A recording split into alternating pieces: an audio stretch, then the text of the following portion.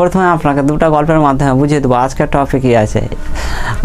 আমি দুটো ছেলেকে নিব উদাহরণ হিসাবে, একটি ছিল রাহুল আর একটি ছিল সোনু। রাহুল তার দিনে এমন কিছু করতো যাতে তার দিনের পর দিন ইমপ্রুভ হতো। সে সকালে ঘুম থেকে উঠেই আবার এত কি যেমন অভ্যাস করতো, যার ফলে রাহুল আরও কিছুদিনের মধ্যে সে একটি উন্নত পর্যায়ে পৌঁছে গিয়েছিল। কিছুদিনের মধ্যে তার হাতে জব ছিল, তার ভালো স্যালারি ছিল, ভালো গাড়ি ছিল, ভালো বাড়ি ছিল। এমন কি অভ্যাস করতো যে রাহুল এত উপরে উঠে আলো। কিন্তু অপরদিকে সোনু সে দিনের পর দিন 15 ঘন্টা 10 ঘন্টা করে ঘুমাতো এবং সেই অলসতাভাবে সেই 8টা 10টায় ঘুম থেকে উঠতো এবং ঘুমাতে যেত, আবার ফের 10টা 11টা 12টা পর্যন্ত সে জেগে থাকতো। অপরদিকে সোনু কিছু অভ্যাসের আয়ত্তায় এসে সে দিনের পর দিন সে নিচু স্তরে যাচ্ছিল। সোনুর হাতে কিছু জব ছিল, সেটাও হারিয়ে বসেছিল।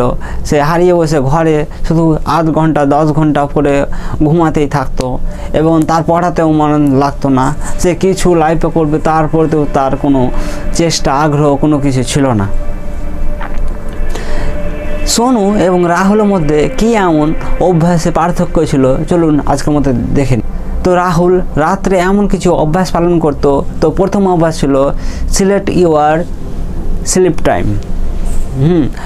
রাহুল ঘুমাতে যাওয়ার আগে একটি টাইম সিলেক্ট করে নিত যে আমি এত টাইমে ঘুমাবো। ধরুন রাহুল মনে করলো আমি 9টার দিকে ঘুমাবো এবং আমি 3টার দিকে ঘুম থেকে উঠে যাব। আবার কোনো দিন সে সিলেক্ট করতো যে আমি 10টার দিকে ঘুমাবো এবং 4টার দিকে ঘুম থেকে উঠে যাব, যার ফলে তার ঘুম মেনটেন থাকতো এবং শরীর সুস্থ তরতাজা এবং সারাদিন এনার্জেটিক ফিল করতো। তো প্রথমেই সে তার ঘুমাতে যাওয়ার টাইম সিলেক্ট করে নিত। সোনুর রাত্রে দ্বিতীয় নম্বর অভ্যাস হচ্ছে রিড পজিটিভ। তো সে ঘুমাতে যাওয়ার আগেই মোবাইলকে দূরে করে কিছু না কিছু পড়তো, যার ফলে তার মনের মধ্যে পজিটিভ ফিল আসতো। অবচেতন মনেকে সবসময় পজিটিভ চিন্তার ধারা ভরিয়ে রাখতো, যার ফলে তার মস্তিষ্ক সবসময় উন্নত মানের চিন্তাধারা করত এবং তার মনে কখনো হিংসাত্মক ভাব, রাগ, অহংকার ইত্যাদিকে দূর করে একটি উন্নত জীবনের প্ল্যানিং করত। রাহুল রাত্রে self help personal development, autobiography ইত্যাদি বুকস পড়তো, যার ফলে তার অবচেতন মন আরও স্ট্রং হতো। তো রাত্রে আরেকটি সেই নিয়ম পালন করতো, যেটি হল থিঙ্ক অ্যান্ড রাইট। রাহুল ঘুমাতে যাওয়ার আগেই সে কিছু না কিছু লিখতো, যেমন সে সারাদিনে কি ভালো কাজ করেছিল, যেমন কোনো ভিখারিকে কিছু দান করা, সে পড়তে বসা টাইমের মধ্যে, সে টাইমের মধ্যে ঘুমাতে যাওয়া, সে টাইমের মধ্যে খাবার খাওয়া, খেলা করা ইত্যাদি যাই কিছু ভালো কাজ করতো সে একটি নোটবুকে লিখে রাখতো, যার ফলে লেখার ফলে তার মনে পজিটিভ থট আসতো এবং সে একটি সুখী ভাব নিজেকে দিতে পারতো, যার ফলে রাহুল নিশ্চিন্তভাবে ঘুমাতে পারতো। রাহুল রাত্রেও কিছু অভ্যাস ছাড়াও মর্নিংয়েও কিছু অভ্যাস পালন করতো। সেই মর্নিংয়ের দুটি অভ্যাস হলো, একটি হলো সেকেন্ড রুল।